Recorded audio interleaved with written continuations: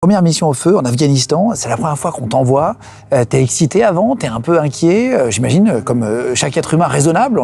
Même si on a la peur, on se lance, on est courageux, mais on a quand même un peu de peur intérieure.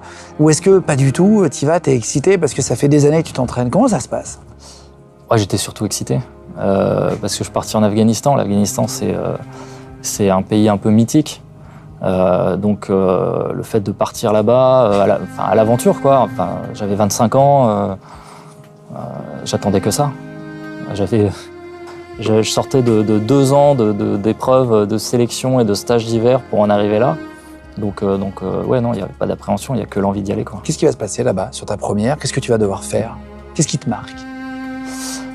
Il va se passer plein de choses, mais ce qui marque le plus, c'est le premier engagement au feu, quoi. La découverte, c'est un peu comme un premier rendez-vous. T'imagines des tas de trucs, mais tu sais pas vraiment comment ça va se passer. Et puis c'est au moment où ça se passe que tu découvres comment c'est. Et ça se passe pas comme on imagine. Avant, tu te poses des questions, tu te dis est-ce que je vais bien réagir? Est-ce que je vais être à la hauteur? Est-ce que je vais pas être complètement bloqué, paniqué? Et puis finalement, non, finalement ça s'est bien passé.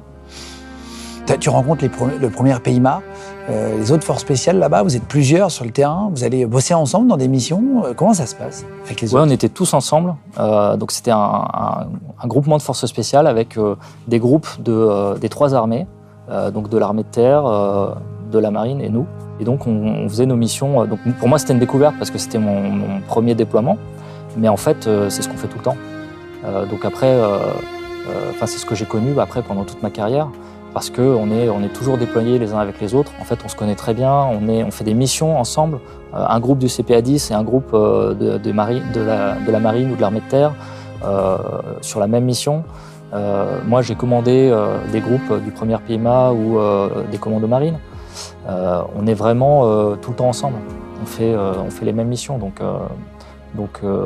on est très proches. Après, il y a toujours un peu de compétition. Mais de la même manière que de la compétition à l'intérieur du CPA-10 entre les groupes. C'est un peu l'état d'esprit qu'il y a chez les opérateurs des forces spéciales.